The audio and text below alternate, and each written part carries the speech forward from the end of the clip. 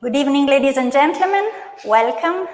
My name is Paola Dubini. I'm a management professor at Università Bocconi, and I am here in Egea bookstore together with the rector of our university, Gianmario Verona, to welcome you all to this virtual meeting.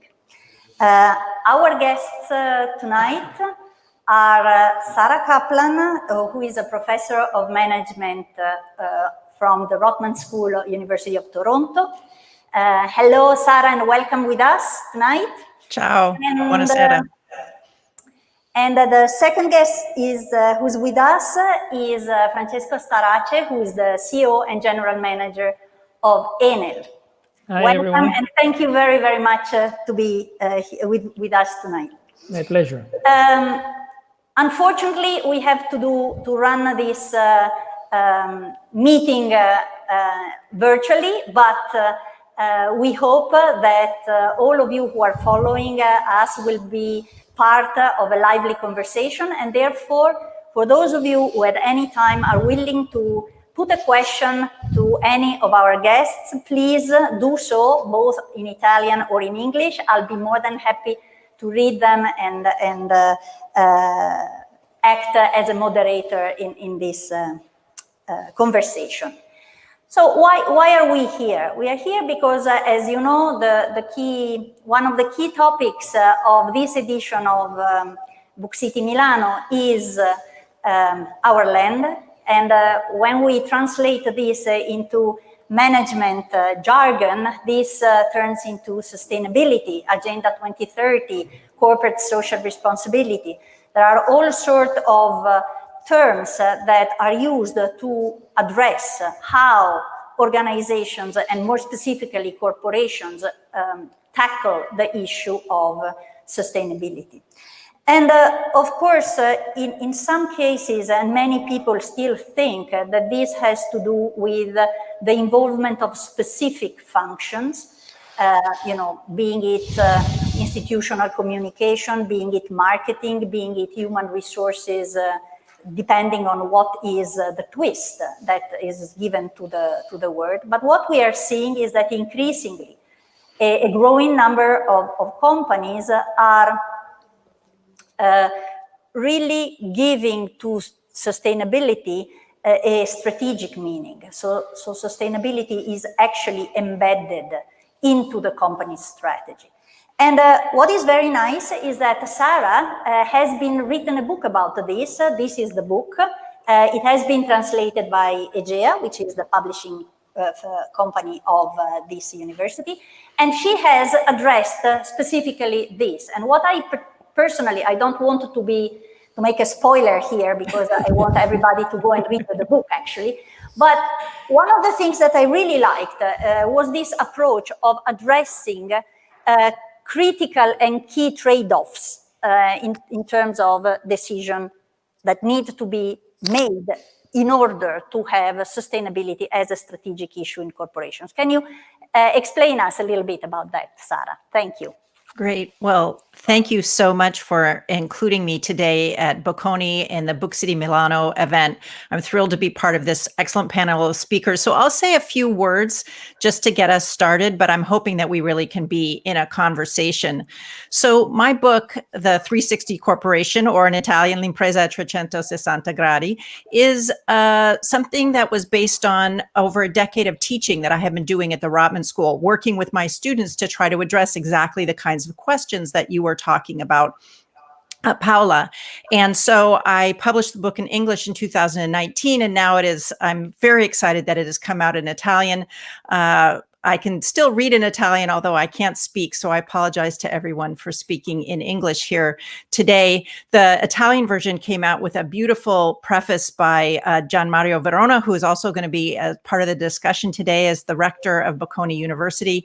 And I couldn't be more pleased that this book is being well received by Italian audiences. I want to note that the book was written before the COVID-19 pandemic, so it doesn't address COVID-19 per se. However, I believe that all of the principles that I talk about in the book actually are very salient now, and in fact, maybe more salient.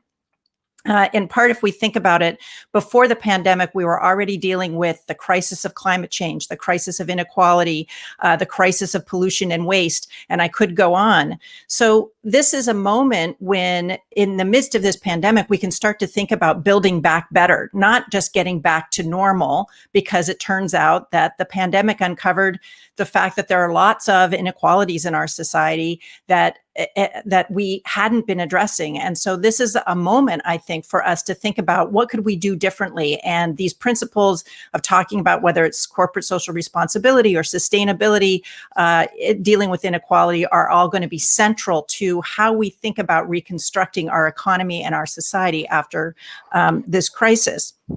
So the challenge is that dealing with some of these issues has been seen historically as in contrast to what companies are supposed to do. Companies are supposed to make money for their shareholders. And so there had been this idea that corporate social responsibility wasn't something that could be done if it in any way harmed profits or harmed the returns to the shareholders. But more recently, we have seen, for example, in the United States, the Business Roundtable, which is a group of 181 CEOs, signed a letter saying that they were not going to just focus on the shareholder, but in fact, were going to, in their words, create value for all stakeholders. And so the question is really, what is that going to look like if they actually make good on that promise? It's easier said than done to actually try to create value for all stakeholders. Companies risk what we say in English, greenwashing or pinkwashing or purpose washing. That means saying things that sound good, that are good for their public relations, but in fact, they're not actually doing what they say that they're going to be doing. And my distinguished colleague on this event, Francesco Starace at Enel, are really important exceptions to a rule that has been applied by many other companies. Yet we know that during the pandemic, we have learned that companies that have prioritized their customers and prioritized their employees are actually doing better than those companies that did not. And research in the field of finance has shown that companies that are working on social responsibility are the companies that are actually more resilient in crises because they've built trust with their stakeholders. And it's that web of trust that you actually need to involve as you come back from or deal with crises. So many people have been pretty skeptical about whether companies can actually do the things that they've promised to do to deal with the stakeholders, all stakeholders, and not just the shareholder. In fact, in the United States, a recent survey showed that over half of the people have negative views on the role of large corporations in society. So I wanted to address this challenge in my book by giving leaders some practical insights about what they could do to really address these challenges. And in it, I outline ways that companies can be more attuned to the needs of society and the trade-offs that they create. Paola mentioned in the beginning this issue of trade-offs. Think of Amazon's same-day delivery. It's great for me as a customer to get same-day delivery. It's great for Amazon. They're making tons of money right now, but it's not so great for congestion on the roads, for increased pollution, and the jobs, the delivery jobs and the warehouse jobs are often very precarious jobs. So every business model, whether it's same-day delivery or anything else, has these kinds of trade-offs embedded in that. And so in my book, I talk about this being the mode one. The first thing that you do is really understand that every choice you make, every business model will have trade-offs embedded in it. And you need to make that explicit so that people can really understand it. Then I basically talk about what do you do about that? It's not enough to know. That's an important first step. And the second thing is to figure out, are there any opportunities to create what's known as shared value, where you're doing something that's good for the bottom line, good for profits, and good for the variety of stakeholders that you serve. But what I worry about is that most companies stop there. They think only about, well, I'll do things where I have the business case, where I can attach it to some financial benefits. But the problem is, if you start with the business case, if you start with, only things you can attach financial numbers to, the challenge is that you end up doing only incremental things. So if you're trying to conserve energy, you replace your incandescent light bulb with an LED light bulb, but you don't think about transforming the whole way that you use energy in the organization, because you might not be able to create a business case for that. So the real focus of my recommendations is around innovation, what I call mode 3 action, which is taking these challenges and turning them into innovation opportunities.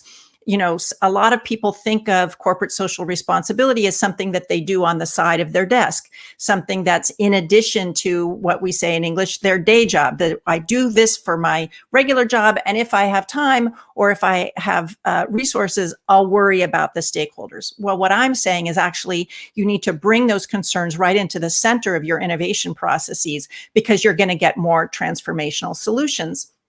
I write about Nike, who makes sporting goods, how they got a lot of pressure to improve working conditions for workers in their factories. And a simple solution would have been to create some rules and then ask for all of the factories to comply to those rules. But that was never going to work. What Nike discovered was they first had to work with the factories to develop better management practices. They also learned that they had to redesign their products so that, for example, they weren't using toxic glues that would be dangerous for the workers. They had to redesign how they even manufactured new ways of sewing shoes together, for example, in order to be able to make it safer for the workers. They also realized that the ways that they had been designing the products and sourcing them was creating lots of overtime pressure in the factories, because they were sending in last minute orders all the time and had many, many different varieties that made it hard for factories to manage carefully and make sure their workers were taken care of. So they had to change how they sourced their products, how they actually figured out which kinds of products they needed in which areas of the world. So in fact, to fix this problem in the factory, they had to innovate in their entire value chain to transform. And that's really the core of my argument, is that we need to think about these trade-offs as opportunities for innovation and transformation. Finally, I recognize that not all trade-offs are, something that you can resolve right away. And many companies are tempted to push them to the side if they can't. And I say, no, we should keep those tensions front and center, continue to pay attention to them, because it's in those creative frictions that ultimately innovative ideas will emerge.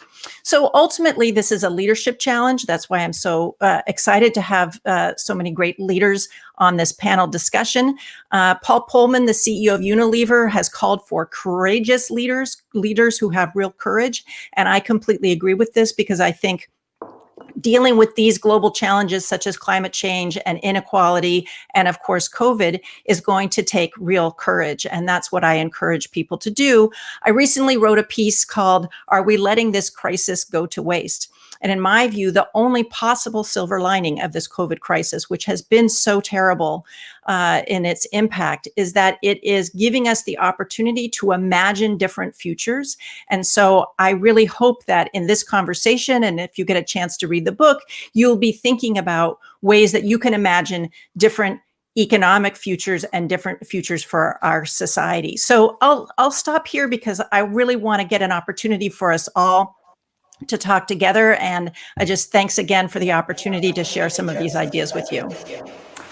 Thank you, Sarah. I think what impresses me of what you're saying is this idea of progressively unfolding a strategy and step by step really reach out for the whole organization, which makes the process in itself quite interesting. And I was wondering, what has been the story of Enel? Because Enel has started talking about this idea of becoming a sustainable organization and being part of this Agenda 2030 for quite a few years now. So maybe, Francesco, you can help us figure out what have been the milestones in your specific case. Yeah, I think what I hear a big echo. I don't know if you can hear me. Okay. I think what the overall experience we had is pretty well reflecting what the book is all about. There are various kinds of business books, and most of the business books have their thesis well designed and well described in the first 20, 30 pages. And then there are repetition of the thesis in different ways and a few examples, and that's about it. And this book is a little bit different because it is clearly unfolding through the 200 and many pages that is the Italian version I've read. So it's actually, I've not read it all. I'm here, more or less. I'm just here. But, you know, it's a very interesting business book because it is not exhausted in the first 20, 30 pages. The concept is unfolding over all the book. And this is how it happened in our case. You know, we discussed this theme in about 10 years ago when Enel Green Power was formed. And we realized that we were there to stay in the societies where we were going to develop plants and infrastructures 20, 30, sometimes 50 years. So, I mean, we were there we were going to be part of the societies and then the communities where we're going to work for a very long time. We even resembled our activity to agriculture, and you basically very, very close to the land in many ways. And so that started a concept of examining our processes and our business practices from the point of view not only of the bottom line, but also of what about the people living around us and the societies where we stand. This triggered a process that took a while to unfold, but basically started revisiting all the business practices we were pursuing, which mean in the case of renewable energy, we're basically mutuated from thermal generation back and put back into the renewable energy world without thinking about the whole thing from the scratch. And we realized that there were many totally crazy, unsustainable, and intrinsically wrong choices that were made in the past that we wanted to avoid.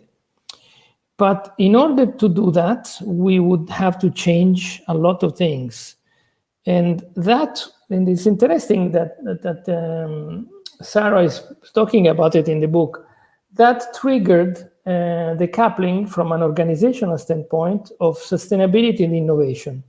And when we started putting the two things together, because we needed innovation in order to become sustainable, and in turns, we had a different problem on the innovation side. We needed something to trigger innovation in the company, which sustainability provided. So the two things sustained one another in a very interesting growing curve, which brought us to places we never really had even a clue of. The process was gradual, I have to say like that. It was gradual and it started in the green energy environment. And when I became CEO of Enel and we reacquired Green Power, we said this word, we green powerize Enel, and so we changed Enel from within using Enel Green Power. And that brought the sustainability dimension out of scale. We became extremely important in the sustainability scale because Enel is a very large company and very diverse. But it started pretty small, and it started coupling innovation and sustainability. Today, they are intrinsically linked to the point that we even used a very odd word, which is innovability, just to fix the two things together. But they work together beautifully.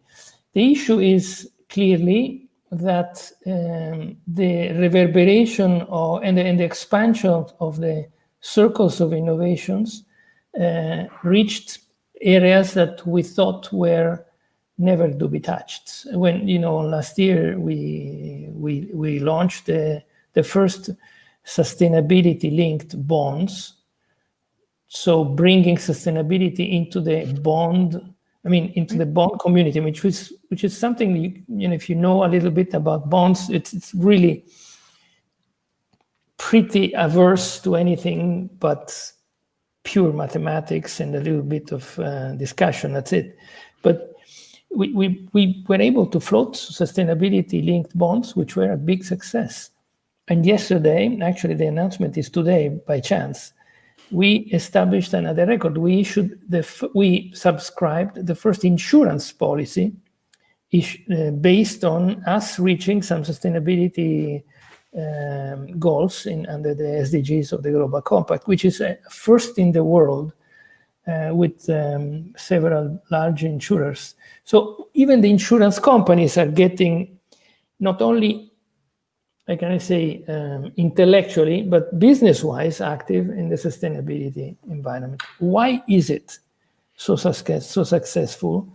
It is because pursuing sustainable concepts eliminates mistakes, so it reduces the stupid choices that companies sometimes make, kidding themselves or cheating themselves around business cases, which is one of the very special properties of companies, and also what it does, it eliminates.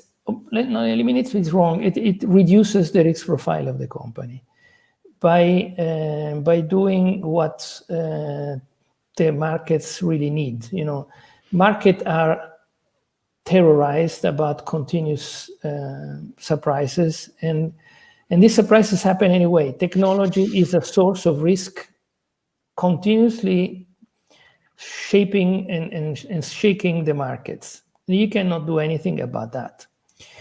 Geopolitical risk is also another dimension that you can work around it a little bit, but not too much. So these two big areas of risk are there, and anything else that can be de-risked is welcomed. So sustainability is great because it provides a lower risk to a company that embraces it. It makes it less prone to make mistakes and more stable in its relationship with the society it deals with. Is that saving the world? Not exactly, but it's certainly going to help the company and the society around the company to live in a more harmonious way and therefore live better.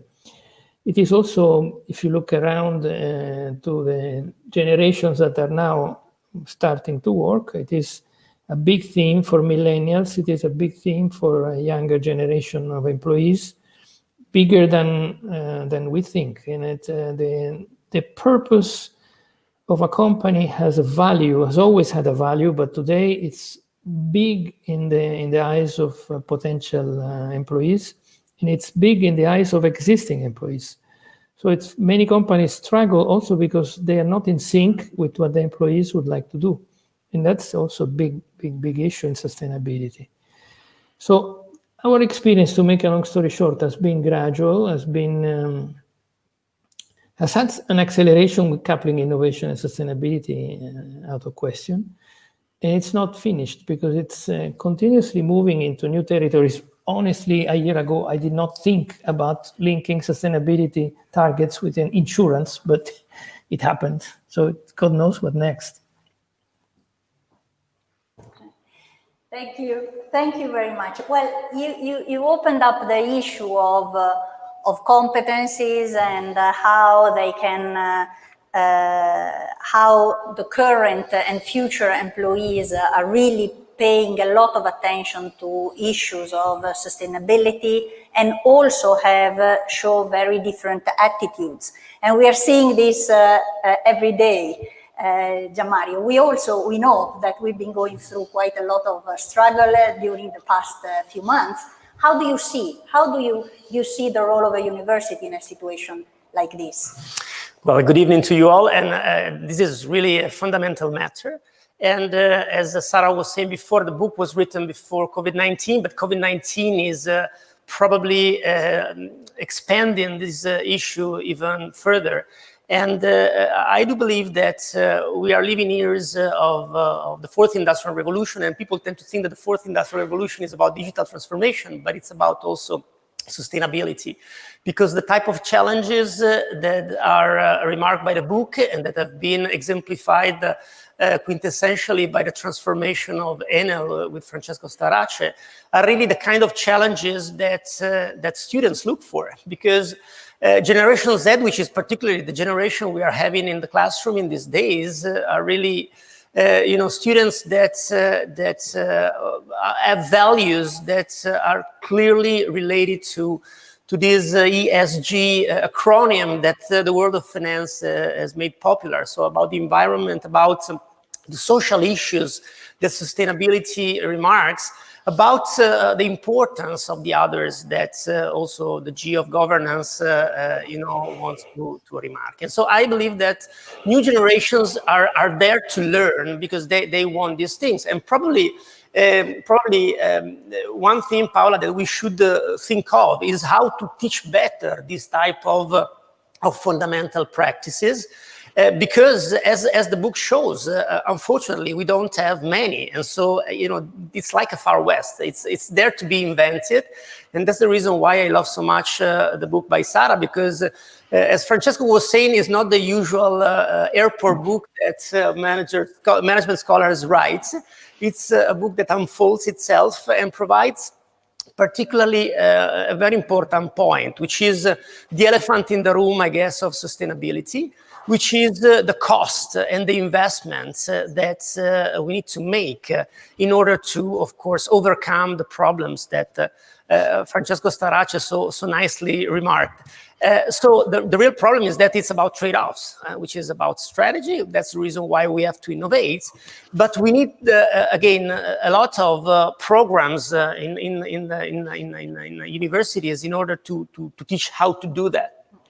And I must say that the good news and the bad news. The good news is that in the last 20 years in the world of management, academia, there's been lots of theoretical discourse around corporate social responsibility, about stakeholder theory. And so fortunately enough, even I must say publishers that rank universities have been attentive to these dimensions. And so, if you rank well with your university, it means that you are having some of these courses. You are, of course, flagging the issues of diversity in your faculty and so on and so forth. What we still miss, so the good news is that we are doing a lot of things. And good for us. For example, at Bocconi, we have research centers working out on this topic. And so I'm very pleased to that. The negative angle is that we risk to isolate a little bit these fundamental elements. I do believe that notions of sustainability have to be, they are interdisciplinary and they have to hybridize all the different subjects. So it's not about doing a microeconomic course, a business administration course, and then a course on corporate social responsibility. When we teach when we teach monetary policy in macroeconomics, we really need to talk about these topics. And we need to integrate them and to hybridize them in all the syllabi. And so I think this is really the challenge, to give our students the opportunity also to learn more about this and to really realize their dreams. Because again, and we are seeing this when we place students in the market, right? They more and more prefer, the usual suspects at my times, at our times, they were, investment banking, consulting companies, the traditional big four. Now they really want to go in places where there is the opportunity to again, have this type of values. And again, the example of Enel is fantastic because even as an Italian, I would say it, right? The image and the brand equity of Enel has been transformed in these years, thanks to the incredible activities that have been done in the last 12 years. So I really believe that we need to work more on this, and this is really the challenge at the university level.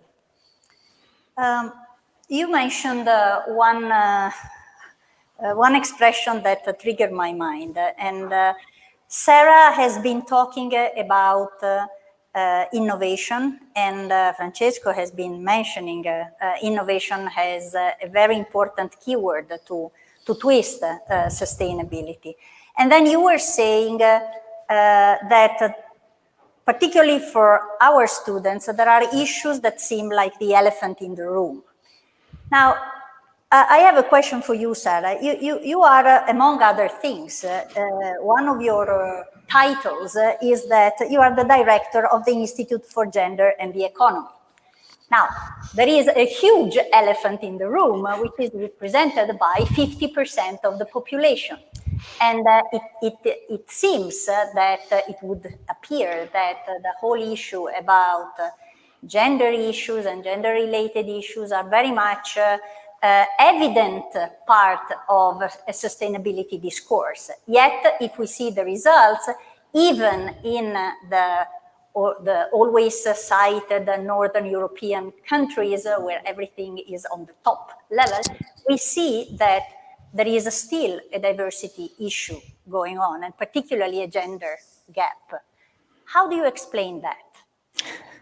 What do we have to do in order to make this, that is really a big elephant in the room, in my opinion, something that becomes so common, common that it stops being an issue?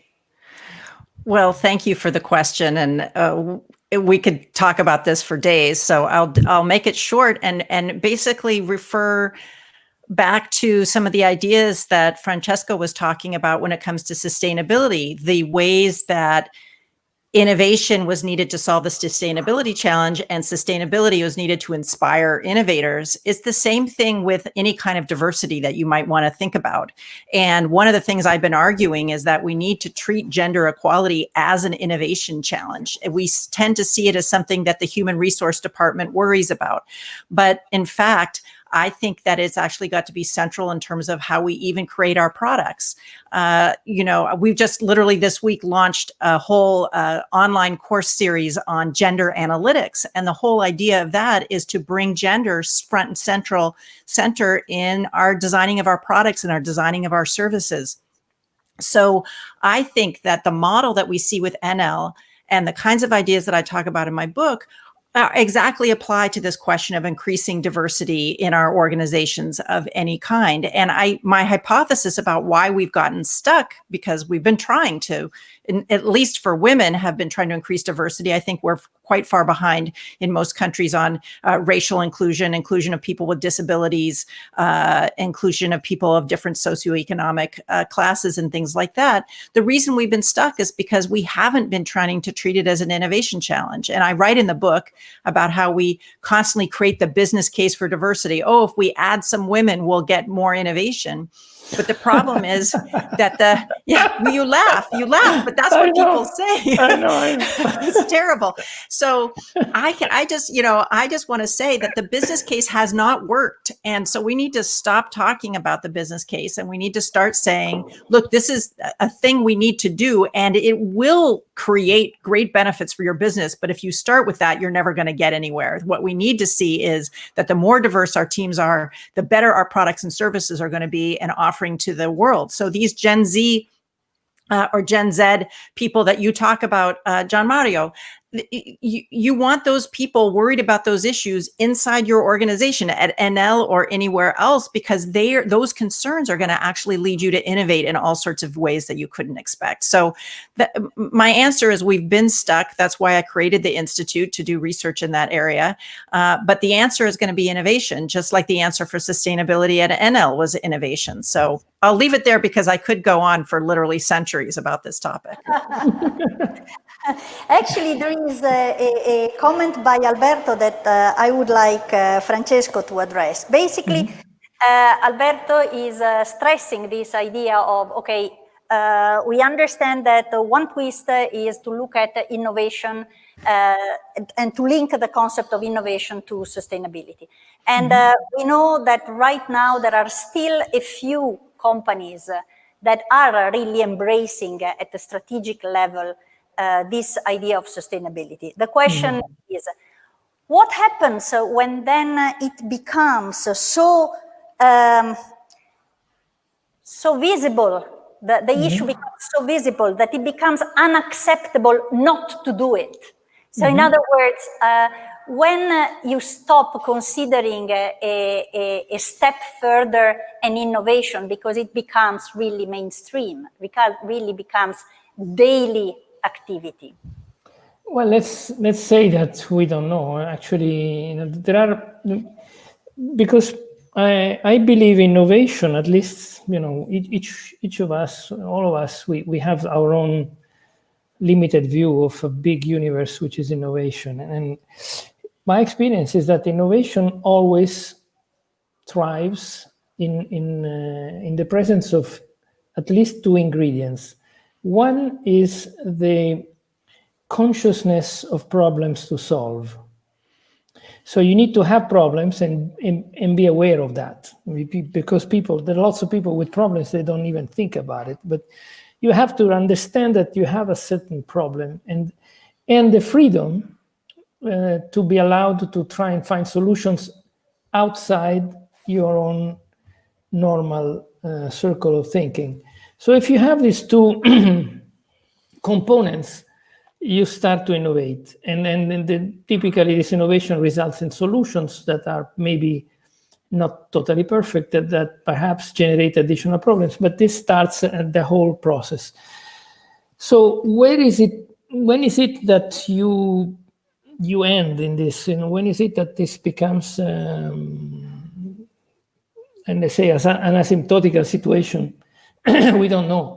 Actually, I think it's never going to end. I mean, it's not. Actually, we think if you find the end of this, it's going to be in the cemetery, more or less. You know. So it's not a concern. I mean, this is something that will never end, as far as we are concerned. And, you know, if you go back to innovation, and just to add what Gianmario said, you know, I remember I had a big argument with the people curating the web of Enel, because I wanted them to remove the sustainability tab in the Enel.com web. You know, many companies have, you know, who are we, blah blah blah blah, and then sustainability, and that is for me terrible, because it means that the sustainability is here and the rest of the company is somewhere else. So I said, take it out. And they finally, with a lot of fights, they finally took it out, okay? But then, after a while, they came back saying, we have to put it back. I said, why do you want to put it back? And we just had this fight. No, we want to put it back because the investors want it. The investors want to have the sustainability in one spot, because otherwise they get lost, they don't understand. So finally, you know, if you go back to the Enel.com site today, you find sustainability, and not at the first level, but under the investor relations part, because the community of investors need desperately to have this stuff, which is not sustainability. It's a report. It's a metrics. It's the stuff that eventually puts its arms around sustainability, but it's not what we wanted to have, which finally we did have. That is that sustainability is everywhere. It's not a business process today that does not take into account the sustainability component or has a sustainability thinking embedded into it. But again, it took 10 years. We had, I have to say this, we had to change some people because they didn't get it or didn't want to get it. But finally, when you start to change people, the others get it. and this became today something that is spread around in the company everywhere. Basically, it's like you said, you know, when you teach microeconomics, why not? There is a concept of sustainability embedded into it. It's completely right. Gianma, there is another comment coming from the audience that is about the current interesting times that we are living, let's call it this way. And is saying, what should we envisage? Should we envisage a way to go back to normal? And what would back to normal mean in light particularly of forming next generation managers and next generation, hopefully, of leaders? Well, this is a very important question, and frankly, I do believe that you know, the trajectory is moving forward, and you know, we oftentimes speak about this new normal, which is a type of expression I don't like, but for sure the future will be different from the past. And actually, as I was trying to say before, this pandemic is exacerbating actually the challenges of sustainability. The paradox is a city like Milan, let me put it this way, a city like Milan, a city like New York, Toronto, a city like a big city, big metropolitan city now, the paradox is that, of course, we are locked down and, less pollution. So, wow. So this is crazy because we are working, smart working. We are teaching, with online systems, and we are sad for that because we would like to have in-person students, but the quality of air is better. So, I mean, we can't go back, of course, to the past normal. There will be, for sure, a challenge to solve the problems that we are experimenting in these days. Even this element that Sarah was mentioning before of this divide that the pandemic is demonstrating in many countries. I'm thinking particularly the US, in which, of course, healthcare is not for everyone. I mean, this kind of thing, will not come back as they were before. And again, I think the difficulty for all the leaders, given that Sarah was mentioning the leaders, is that we really need to innovate in these weeks. And we really need to try to find solutions for having a better society. And again, the good news is that demand is there because students and in general the new generations want this. We really need to try to support even our politicians to find the right solutions to problems that clearly will not bring us back to what we have lived before COVID-19. So this is my take on that. I don't know if Sarah or Francesco have different views, but I do believe that we are moving forward for a better world. Yeah, I wouldn't mind jumping in if that's okay. Just on that, I want to pick up on the word that you said, Gianmario, of experimentation. We've done so much experimenting in the past 8 months. So because there's been less traffic on the streets have been opened up for restaurants or bike paths or things like that. Barcelona just announced that they're going to be actually closing a whole bunch of their central streets and just making them more pedestrian accessible. So we're starting to see cities experiment in all these ways. We've been experimenting in the ways that we're teaching. When we experiment with distance work where we're all working from home, it turns out that a lot of the accommodations we have now, whether it's Zoom or other things, were things that people with disabilities had been asking for years. And then we complain that, our organizations don't include people with disabilities, but we never made those accommodations. Now we've experimented with Zoom. Maybe that's a whole new way to think about. We now have the technologies and the ways of working that will allow us to be more inclusive of different kinds of people. So again, all of these experiments, I feel like right now we have this moment to take those experiments and actually figure out how they create a better world. Francesco, any last If I can add, this is it's a strange situation because in the energy sector, a lot of people are saying this COVID-19 is an acceleration of existing trends.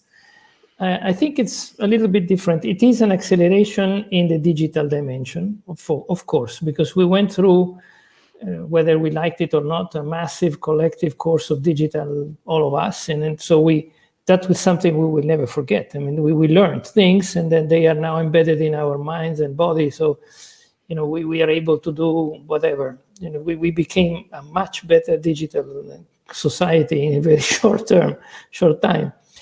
As far as the energy transformation and transition is concerned, I think it's a different story.